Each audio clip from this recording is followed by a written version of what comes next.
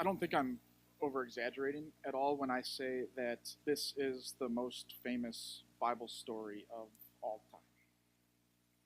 Right? Even in our culture where biblical literacy is at an all-time low, where people don't know Bible stories the way that they used to, they don't grow up hearing them in the way that they used to, everyone still knows David versus Goliath. Right? Think about how ingrained this story is into our Western culture. In a couple weeks, March Madness kicks off. There will be lots of basketball to watch. 16 seeds taking on one seeds. I guarantee you, there will be at least one reference to David versus Goliath. In fact, watching basketball yesterday, there was already one reference made to it. So we already hit the quota. A couple of years ago, the famous reality TV show Survivor, right? They had a season that was titled Giants or Goliaths versus Davids. Those who were more physically fit, that seemed stronger, that they were pitted against the underachievers, the underdogs, you might say. You watch enough movies, right, and you realize that this motif is not unique. That this David versus Goliath idea as a character who seems to have the odds stacked against them has to try and overcome them against all odds. This story, it's so ingrained into our Western culture, and yet we so often seem to miss the whole point of it. Earlier this week, I Googled, David versus Goliath sermons, because that's how I get my sermons. I just Google them and then copy them. I'm just kidding. But I Googled it. I wanted to see what some themes from some more mainstream churches were that when guys were preaching on these verses. And these were three of the ones that I found. Expect an upset in your life, or predict an upset in your life, something like that. And then there was one that said, David fought differently, and you should too. And another one that said, trust like David. We seem so inclined, right, to make ourselves David in this story. And to think that what we need to do is be more like David, and then we'll be able to overcome the giants in our lives. But let me let you in on a little secret. You're not David. Because you don't stand a chance in the battles that you're going to face in this life. It's hard for us to understand really what was going on as we enter into this scene that we find in our sermon verses. We're so individual based in America, right? Everything's inward focused. We're all about me, me, me. Do what's good for you. You have to be true to yourself. You have to do the things that are going to help you succeed, even if it might be at the sake of others. Do what's good for you, even if it's not what's good for society as a whole. Often, people aren't going to blame you for doing that. We're very individual focused. No one can represent you, right? Only you can speak for you. Ancient culture wouldn't have understood that at all. They were the complete opposite. Rather than being me-focused, they were more community focused. Their identity wasn't wrapped up in themselves, but their identity was in being part of something bigger and being part of a nation or a people group. It wasn't very uncommon for there to be what was called battle by champion. And so rather than whole armies squaring off against each other, rather than whole armies fighting and thousands of men dying in battle, each army would choose a champion, their best fighter, the one who could succeed in one-on-one combat the best. And these two champions would face off with one another. They'd fight to the death, and whoever came out on top, well, his nation's army then won the battle. That's the scene we stumble into this morning in our sermon verses, as the Philistine army and the Israelite armies are squared off against each other, and the battle lines have been drawn, but no one's taking a step closer to the other. No one wants to come out and start the fight. And the Philistines have their champion. Right? They have their champion in Goliath. This behemoth of a man. This description we get of his armor here is the longest such description in the Old Testament. The point is clear. This is not a guy you want to mess with. His armor itself was 125 pounds. Think about how strong you have to be able to walk around and to fight in that. Right? This is not a guy you want to find yourself in a back alley with. And Goliath came out every single day, and he just taunted the Israelites. Is there no one man enough to come and to fight me? Is there no one who will represent your country, your God? Come on, let's go. 1-on-1. If you win, we become your slaves. If you win, well then, if I win, then you become ours. Right? He said, I defy the armies of Israel. And in connection, he defied their God. For 40 uninterrupted days, Goliath came out and tested the relationship between Israel and its God. And the Israelites sat and cowered in fear. Even Saul, the king, the anointed one, the one who'd been set apart to lead his people, he sat in fear. He didn't want to go out and fight. He should have been the champion for Israel, but he stayed back with the army. Why? Well, because they looked out at Goliath and they thought, we don't stand a chance. Everyone cowered in fear of Goliath. Everyone, that is, except for David. Right? The young shepherd boy, the one who was only there because his father had sent him to check up on his older brothers and make sure that they were doing all right. He went to Saul and he said, let your servant fight this Philistine. He's not all he's cracked up to be. Let me take a shot at him. Saul said, David, you can't do this. You're just a boy. He's been trained in combat from the time he was younger than you are now. You can't go out and fight this man. I won't let you. David says, when I've been watching over the sheep, the lion, the bear, they've both come. They'd tried to attack my flocks, and I haven't let them. I didn't back down from them. I stepped in, and if God protected me from them, well, then certainly he can protect me from this heathen, uncircumcised Philistine giant. Let me go out and fight. So finally Saul says, okay, go ahead. But here, take my things. Take my armor. Take the things that the world wears into battle so that you'll be equipped, so that you'll be able to at least have a chance against Goliath. Like I said before, if there was going to be a champion for Israel, it should have been Saul. He should have been the one stepping in to fight. So why wasn't he? Well, it's because Saul approached kingship the way the rest of the world did. Saul approached kingship relying on his strength and his ability. Saul approached kingship looking at every situation through a lens of whether or not he would be able to succeed or not. And as he looked at Goliath, it was very clear to him that he did not stand a chance. We do this far too often in our own lives. When we face those giant problems, those obstacles in life that seem like they're too big for us to overcome. Or when it's a temptation that we're struggling with, that we think we're never going to be able to defeat, or even when we come face to face with the devil, who wants nothing more than to drag us off into hell with him. What do? What's our reaction? We start strategizing, right? How can I do this? What's my plan going to be?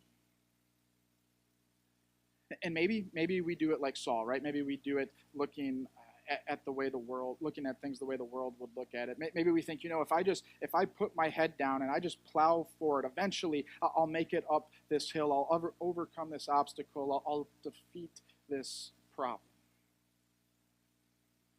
Or maybe we rely a little bit more on our spiritual strength, right? We think if we dig down deep spiritually, then we can overcome this temptation in our life. If we pray more, if we meditate more, well, then we'll have the strength that David had, and we'll be able to overcome this problem, this temptation. We'll even maybe be able to overcome the devil in our life if we just dig down deep into our spiritual reservoir. But remember, you're not David. And at the end of the day, you don't have the ability to stand against sin and death and the devil, those three great enemies that we have in our lives. When you come face to face with them, it is no illusion. You do not stand a chance. And if you think you do, you're going to find yourself feeling even more defeated than you did before you tried to conquer them on your own when you find yourself on the losing side of that battle against them. So why do we do this? Right? Why do we try to approach these things, maybe like Saul from a worldly point of view? Or why do we try to rely on our own strength to fight against temptation and sin in our life? Well, it's because we think we're fighting alone. David put on Saul's armor and he realized this isn't going to do. And so he takes it off. He says, I'm going to have to do this my way.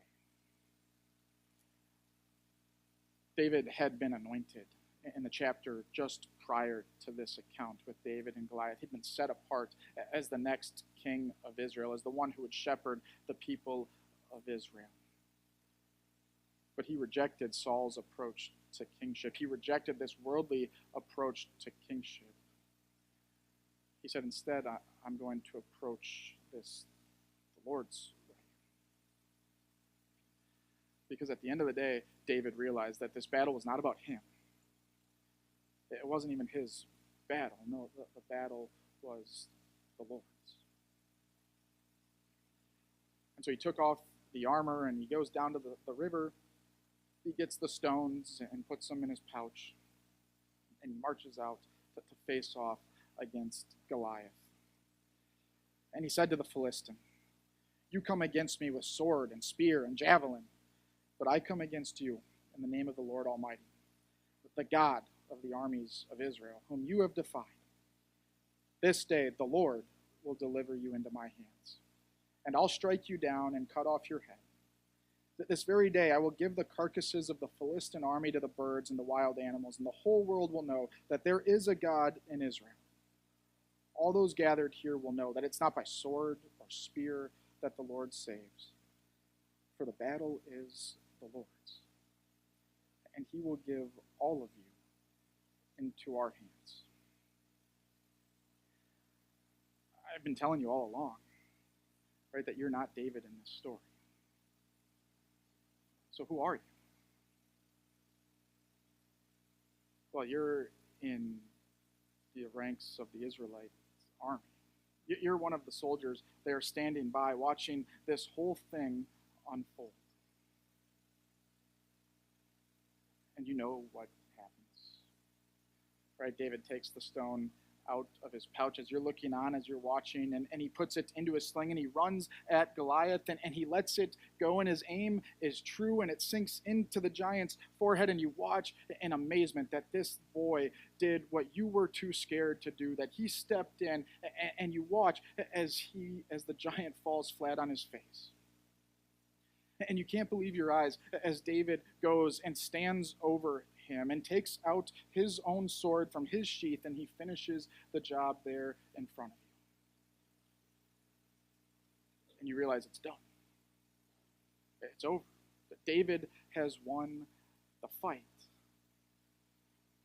He's won it in your place. Remember, it's a battle by champions.